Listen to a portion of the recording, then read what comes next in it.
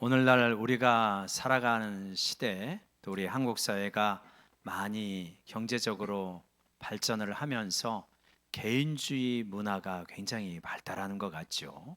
그래서 개인적으로 신앙생활도 하고 또 개인의 프라이버시가 사생활이 이렇게 침해되는 것을 굉장히 못 견뎌 하기도 합니다. 그래서 신앙생활을 이제 개인적으로 하다 보니까 공동체에서 어떠한 부분을 요구하게 될 때 왜 내가 내 신앙생활을 잘 하는데 꼭 그렇게 굳이 공동체에서 뭘 요구하느냐 이런 마음이 들 수도 있는 거죠. 근데 우리가 성경을 자세히 또 정직하게 읽어보면 성경은 굉장히 신앙에 대해서 공동체적으로 말하고 있다. 이런 장면들을 많이 볼 수가 있어요. 그래서 우리 개인의 신앙도 중요하지만 공동체적으로 어떠한 관계를 맺고 가느냐 하는 것이 우리 신앙생활에 아주 빼놓을 수 없는 핵심적인 요소다. 근데 이제 문제는 이 공동체가 이상적이면 좋겠는데 그렇지 않다는데 문제가 있는 거잖아요.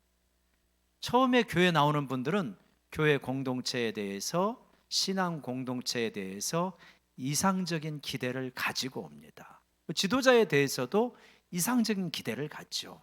그래서 제가 종종 말씀드리잖아요. 지도자에 대해서 이상적인 기대를 가지면 실망하기가 쉽다. 현실적인 기대를 가져야 된다. 이런 거죠. 강단에 서면은 굉장히 괜찮아 보이지만 실제 저의 실체는 뭐냐면 집에서 어떠한 삶을 살아가느냐 하는 것이 더 실체에 가까운 거잖아요. 그리고 공동체에 대해서도 이상적인 기대를 갖고 있다가 실망하는 분들이 종종 있어요. 그래서 세상보다 못하다. 이제 이러한 어떤 총평을 남기면서 심지어는 신앙 공동체를 떠나는 경우도 있죠. 그러한 공동체의 약점도 있겠지만 우리가 그 이전에 먼저 내 자신이 신앙 공동체에 대해서 비현실적인 기대를 가지고 있는 것은 아닌가 하는 걸 좀 생각을 해야 됩니다. 우리가 살펴보게 될 다윗의 아둘람 공동체도 현실적인 공동체이지 이상적인 공동체가 아니라는 거예요. 성경도 보면 초대교회 예루살렘 교회가 굉장히 이상적인 모습이었지만 거기서 이 식사 문제를 둘러싸고 갈등이 생기잖아요. 그게 현실적인 모습이라는 거예요. 우리가 그런 부분들을 생각하면서 그런데 참 놀라운 것은 뭐냐면 현실적으로 그러한 연약한 측면이 있음에도 불구하고 하나님께서는 그 공동체를 소중히 여기신다는 거예요.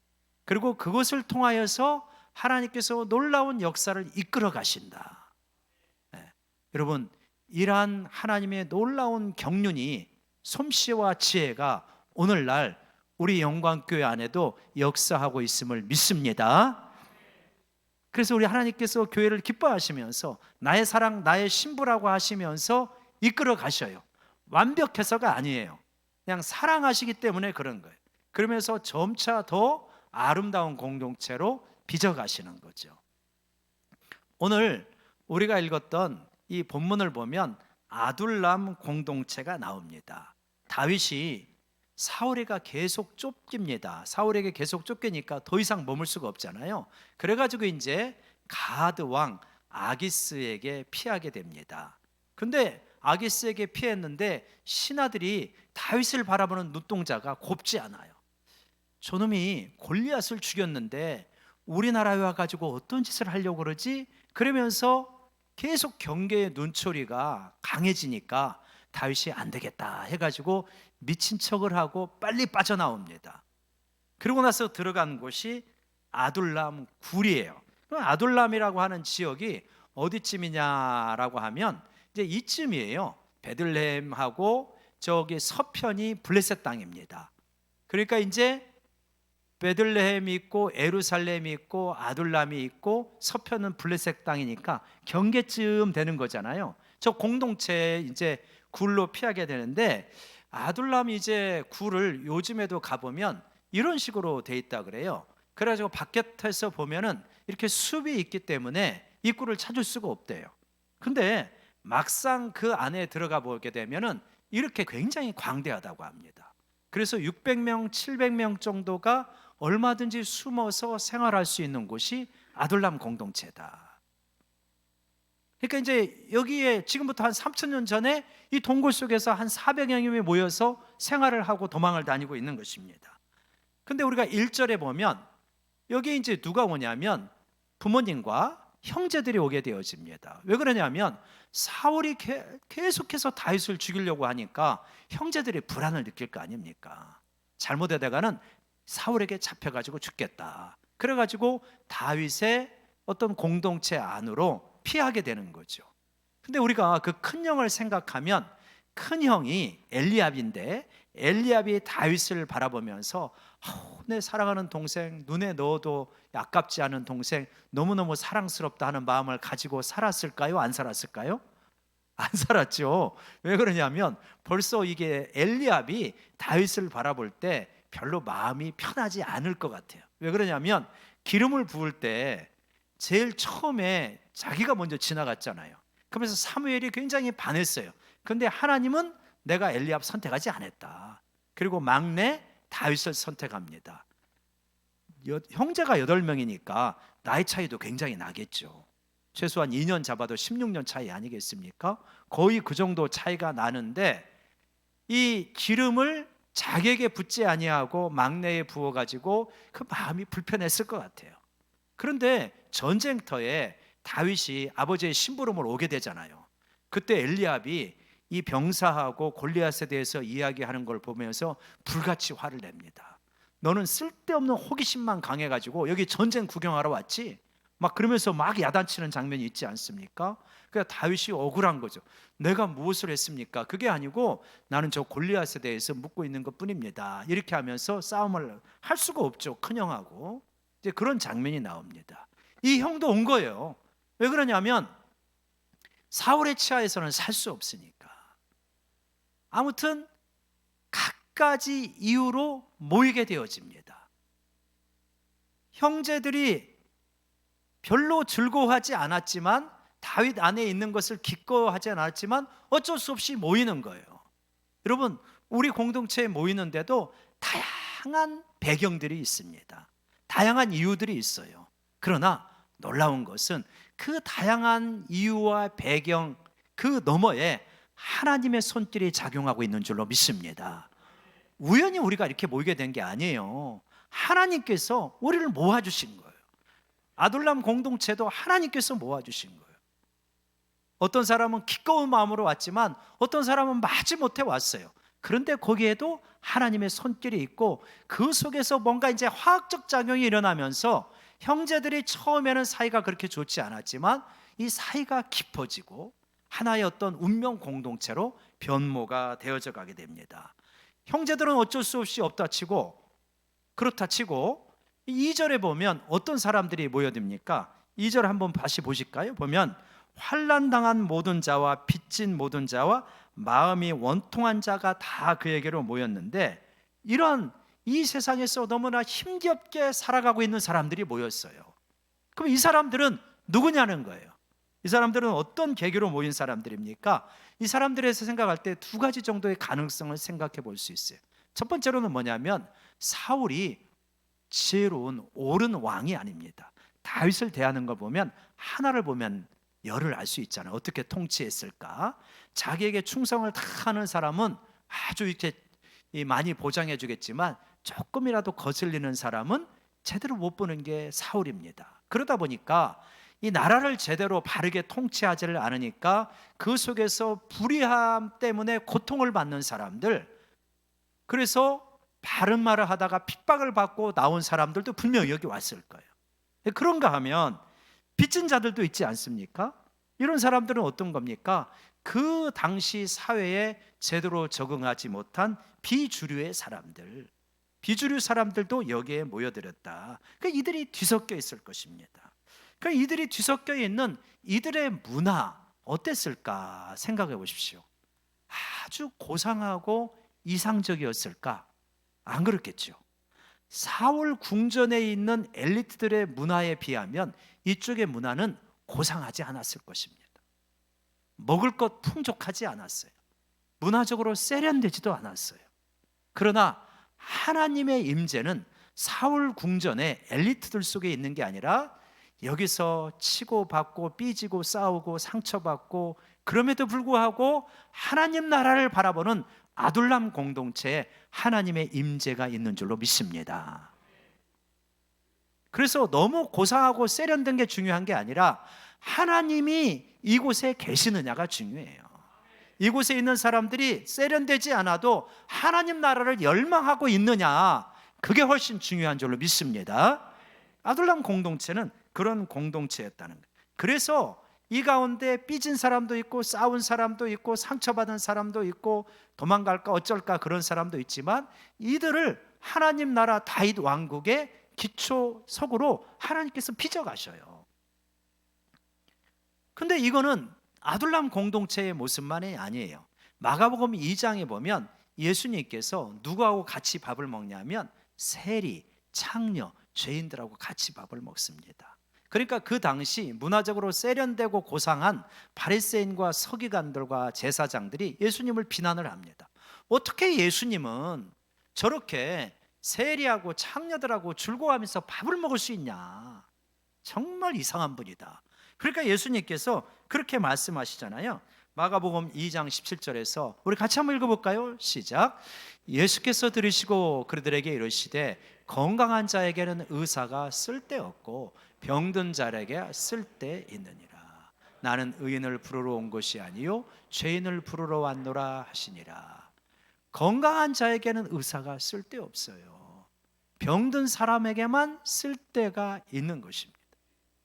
그러니까 예수님은 의인, 이 세상에서 잘 인정받고 어디 가든지 대접받는 그런 사람 부르러 온 게 아니라 죄인 부르러 왔다. 정말 어떻게 보면 이 사람들 쓸데없는 사람들이라고 볼 수도 있잖아요. 세리, 창녀 어디 가서 환영을 받습니까? 환영을 전혀 못 받아요. 근데 환영받는 곳이 있더라는 거예요. 누구예요? 예수님 곁에 가니까 환영을 받더라는 거예요. 사람은 본능적으로 알잖아요. 저 사람이 나를 환영하는지 아니면 마지못해 용납하는지. 근데 예수님은 너무 환하게 인자하게 웃으면서 맞아주시는 거예요. 같이 잘 먹자 그러는 거예요. 얼마나 이분들이 위로를 얻었겠습니까? 예수님 공동체의 모습도 이러했더라는 거예요. 고린도전서 1장에 보면 고린도 교회의 모습이 나오는데 고린도 교회가 굉장히 복잡했습니다. 근데 이제 사도 바울이 여기에 편지를 쓰면서 여러분이 이 굉장히 지금 교만하고 문제가 많은데 여러분이 어떤 사람들인지 압니까? 이렇게 말하는 장면이 나와요. 그게 이제 고린도전서 1장 26절 27절의 모습인데 이렇죠. 형제들아 너희를 부르심을 봐라. 육체를 따라 지혜로운 자가 많지 않다. 학벌이 시원찮다는 거예요. 능한 자가 많지 않다. 사회에서 성공한 사람도 많지 않다는 거예요. 문벌 좋은 자가 많지 않다. 가문, 학벌 이런 게 별거 없다는 거예요.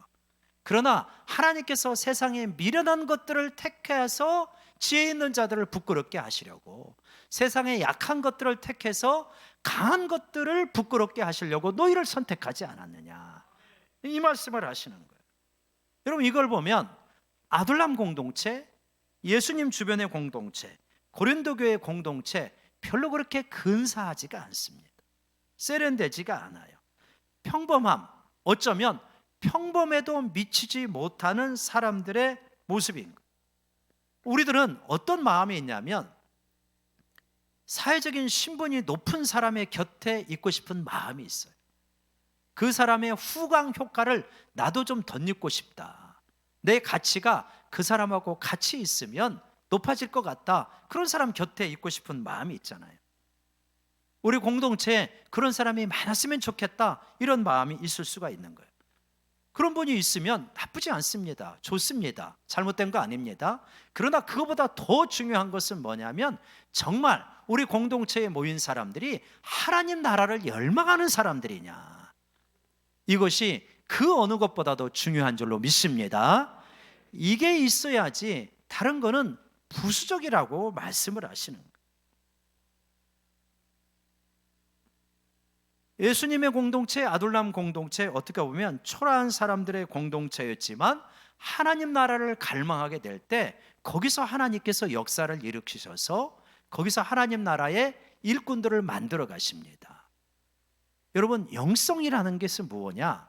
내 마음에 드는 사람, 내가 배울 것이 있는 사람, 내가 그 곁에 가면 우쭐해지는 사람, 그런 사람들과 잘 지내는 게 영성이 아니라 내가 좀 마땅치 않고 나에게 힘겨움을 안기고 나에게 좀 뭔가 어려움을 안기는 그러한 지체들하고도 잘 지낼 수 있는 것, 여러분, 이것이 영성인 줄로 믿습니다. 여러분, 제가 처음에 말씀을 할 때 우리 시대에는 개인주의가 굉장히 팽배하기 때문에 영성도 개인주의적인 영성을 가지려고 자꾸 우리가 유혹을 받기가 쉬워요. 다른 사람 별로 상관없다는 거예요. 나만 하나님 앞에서 우아하게 믿음 좋게 살아가면 되지, 이게 아니라는 거예요. 참된 공동체 속에서 진짜 영성이 나온다는 거예요. 근데 참된 공동체라는 것은 굉장히 고상한 공동체가 아니라 현실적으로 약점과 한계가 많은 공동체라는 거예요.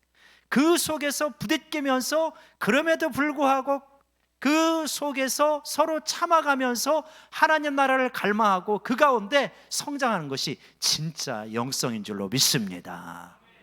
여러분, 이러한 영성을 키워가시기를 바랍니다. 개인주의적인 영성이 아니라 공동체적인 영성, 우리 지체들의 연약함도 기꺼이 감내하면서 성장해가는 영성이 하나님이 기뻐하시는 영성이고, 그게 다윗의 영성이라는 것입니다. 거기서 그리고 실제 진짜 일꾼들이 나와요. 제가 이 청년 시절에 20대 이제 후반에 가가지고 30대 후반까지 있었던 교회가 서울 관악구청 옆에 있는 봉천교회였어요. 그래서 봉천교회에서 청년부 생활을 한 2, 3년 이렇게 하다가 나중에 이제 전도사, 신학교에 가가지고 전도사가 되었습니다. 이제 그런데 이제 제가 전도사로 막 사역을 하고 있는데 우리 청년부 형제의 어머니가 저한테 한 번은 질문을 했어요. 전도사님, 왜냐하면 제가 이제 그 집사님하고도 잘 아니까 그랬더니 예, 그랬더니 요즘 우리 청년부에 시원찮은 애들만 모였다면서요. 그래서 뭔 말이에요? 금시초문인데요. 아니요, 교회에서 그런 말이 돌고 있어요. 그래서 이제 안 좋은 이야기 잘하는 사람은 어느 교회나 있기 마련이에요. 안 좋은 이야기를 잘하는 그분이 그런 거예요. 뭔 얘기냐 했더니 이제 이 옛날 청년부에는 소위 스카이 다니는 청년들도 여러 명 됐는데 유학도 가고 그 다음에 신학교도 가고 지방도 가고 그래가지고 스카이 애들이 다 빠졌다는 거예요. 그러니까 시원찮은 애들만 모인 거 아니냐. 근데 자기 아들이 거기 있어가지고 그 얘기가 얼마나 듣기 싫었겠어요. 그러니까 저한테 물어보는 거예요. 전혀 그렇지 않다. 지금 청년부가 그 어느 때보다도 잘 이렇게 믿음으로 성장하고 있습니다 라고 이제 그렇게 우리 집사님에게 말씀을 드렸던 적이 있습니다. 근데 진짜 그랬어요. 그 당시 목사님이 고목사님이었는데 굉장히 열정이 있고 선교에 열심히 있는 분이었습니다. 그래가지고 이 청년들이 막 매일 모이기도 하고 막 뜨겁게 기도도 하고 그러면서 굉장히 숫자적으로도 성장을 했지만 그 가운데 좋은 선교사님이 몇 명이 나왔어요. 그래서 야, 이게 참 그렇구나. 세상적인 기준으로 이 하나님 나라의 공동체를 재단하면 굉장히 오류에 빠지기가 쉽다. 하나님께서는 약한 자를 쓰셔서 크게 사용하시고 지혜 없는 자를 불러서 하나님의 지혜로 무장시켜서 놀랍게 사용하시는 분이 하나님이신 줄로 믿습니다. 그래서 우리가 우리 공동체를 생각할 때 항상 기준이 사회에서 잘 나가는 사람이 얼마나 되냐, 그 기준이 아니라 정말 하나님 나라를 사모하는 사람들이 얼마나 되느냐, 하나님의 뜻대로 살고자 하는 사람들이 얼마나 되느냐. 여러분, 이게 영적인 중요한 측정 기준인 줄로 믿습니다. 그래서 우리 공동체를 우리가 소중하게 여기면서 우리는 정말 하나님 나라를 사랑하는 사람들이 많아지자. 거기에 하나님의 임재가 가득한 것입니다. 아둘람 공동체 빚진 자들이 모였어요. 환난당한 자들이 모였어요. 마음이 원통한 자들이 모였어요. 근데 하나님이 기뻐하셔갖고 이 사람들 가운데 이 다윗 왕국의 중요한 인물들이 다 나오는 거예요. 이 공동체에 두 번째 이 놀라운 측면이 있습니다. 이제 다윗이 사울을 두 번이나 살려주잖아요. 근데 사울이 양심도 없어요. 어떻게든 또 다윗을 잡아 죽이려고 하는, 회개는 했지만 진짜 겉모습만의 회개고 그 순간만의 회개예요. 진짜 회개를 안 합니다. 다윗을 죽이려고 하니까 다윗이 어쩔 수 없이 피하게 됩니다. 이제 피하게 되는 게 뭐냐면 사무엘상 27장 한번 가볼까요? 사무엘상 27장.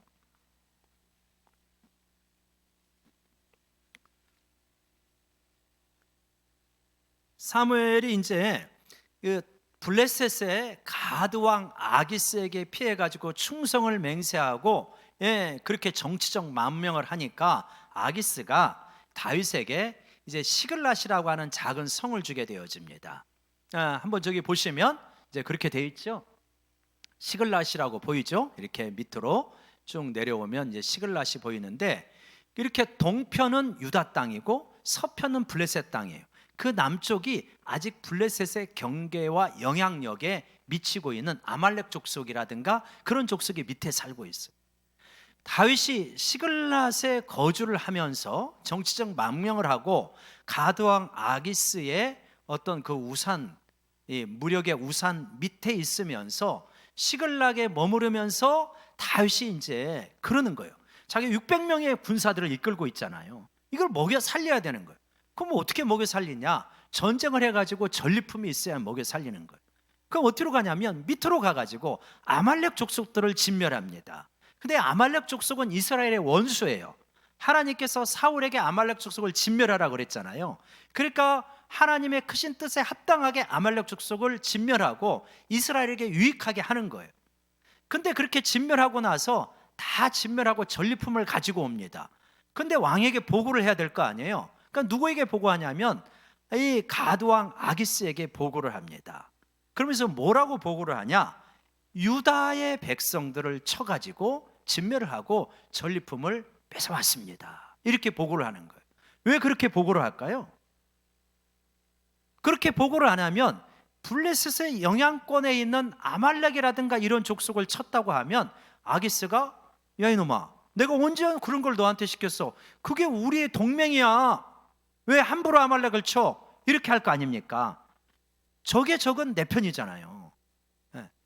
그러니까 그게 안 되는 거예요. 그러니까 다윗이 거짓말을 해서 자기 종족을 쳐가지고 이렇게 전리품을 가져왔다라고 하니까 가드왕 아기스가 흐뭇해합니다. 이제 다윗이 자기 종족을 쳤으니 어떻게 자기 나라로 돌아가겠느냐. 이제 다윗은 영원히 내 장군 노릇 할 수밖에 없구나. 그렇게 흐뭇해하는 장면이 나옵니다. 이게 나중에 큰 위기를 불러와요. 블레셋하고 이스라엘하고 대규모 전투가 벌어졌는데 가드왕 아기스가 다윗을 신뢰해가지고 선봉장으로 세우려고 합니다. 큰 위기가 다가오죠. 하나님의 극적인 개입이 아니었으면 다윗은 자기네 종족하고 아주 선봉해서 싸울 뻔했어요. 그 정도로 큰 위기를 가져오죠.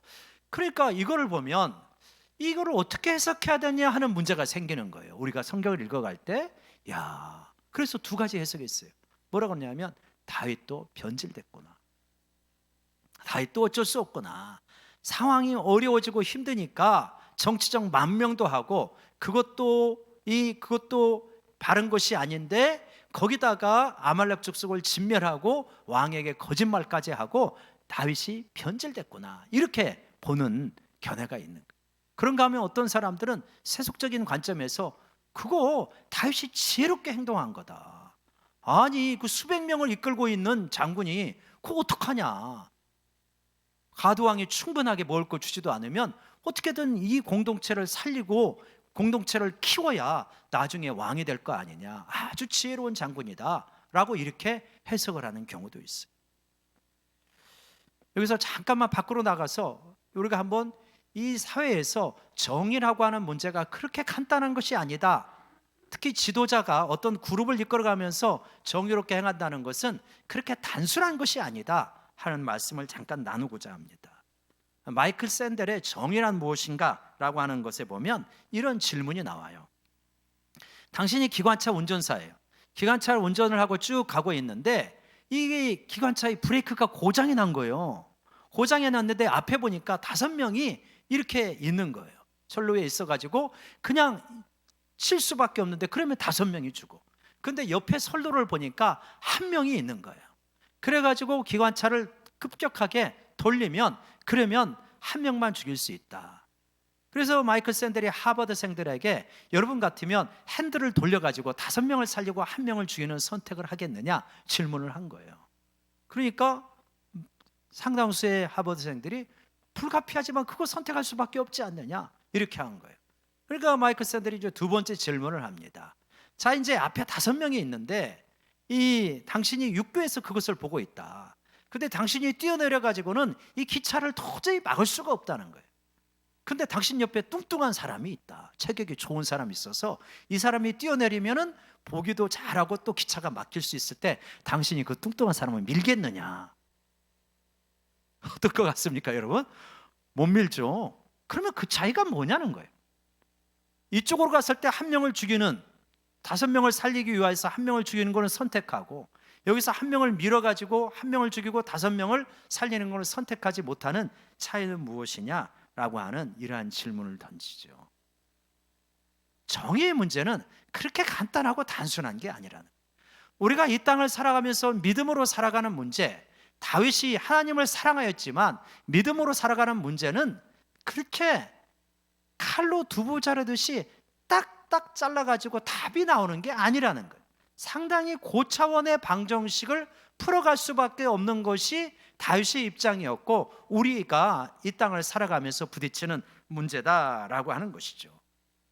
600여 명에 이르는 군사를 이끌어가는 그러한 다윗의 입장에서 가도왕 아기스의 신임을 얻어야 되는 입장에서 다윗은 이러한 선택을 했다.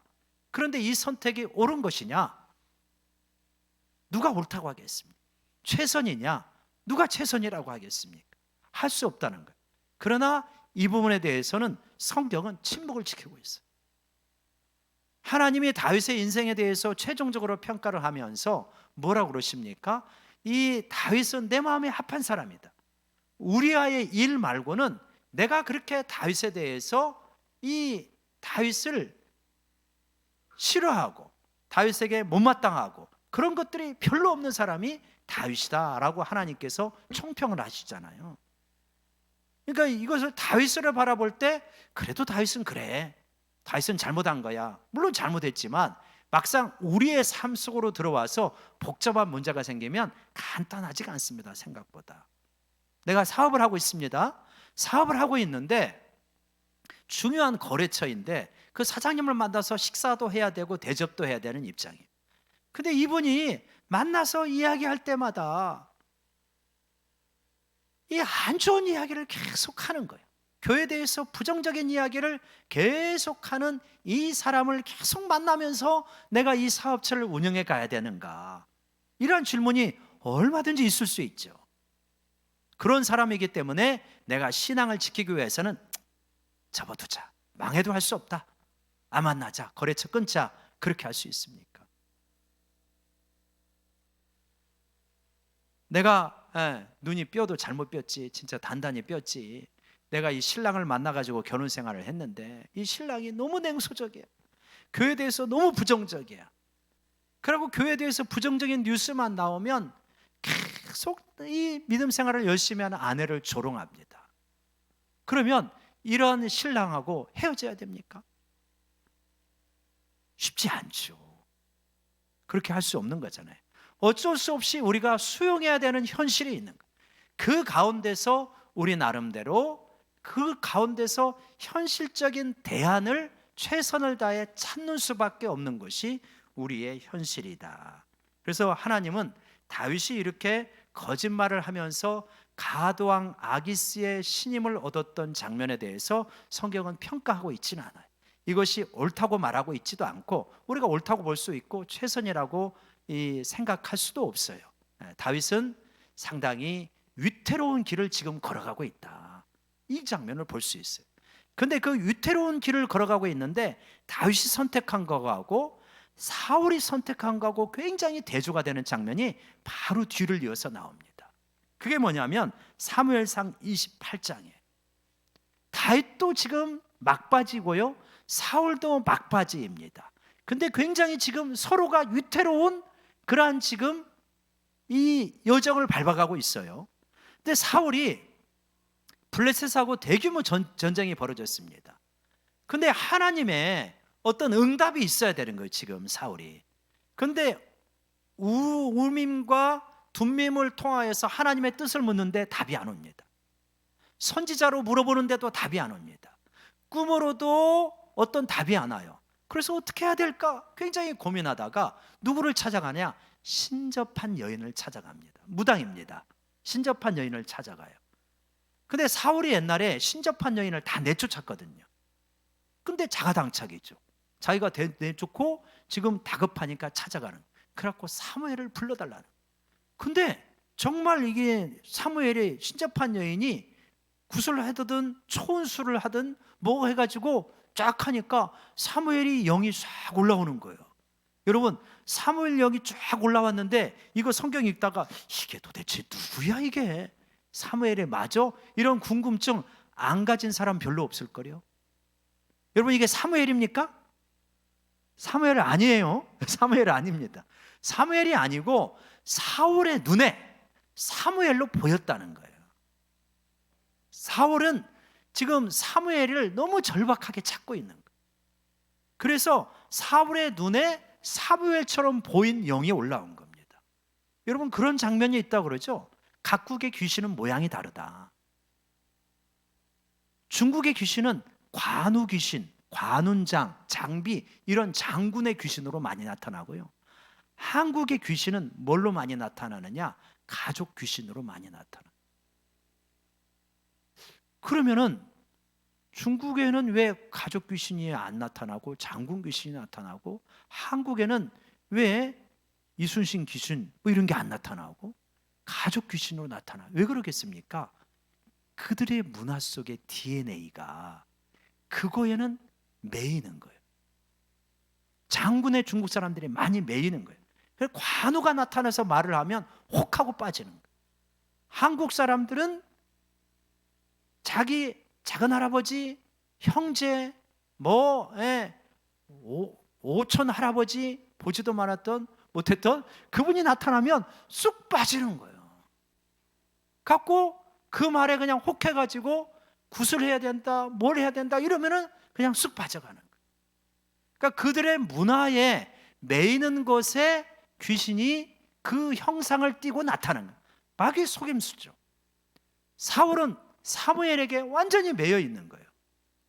자기가 왕이 되었을 때도 사무엘이었고 하나님께 버림받을 때도 사무엘이었고, 근데 사무엘이 지금 죽고 없잖아요. 그러니까 사무엘이 나타나서 한마디만 해주면 살 것 같은데 그런 마음이 있는 거예요. 그러니까 귀신이 그 마음을 교묘하게 이용해서 사무엘의 형상으로 나타난 것이다. 여러분, 우리가 이 사무엘상을 읽으면서 다윗과 사울의 초기 갈등 과정가 이걸 여기까지 오는데 지금 이게 막바지 고비거든요.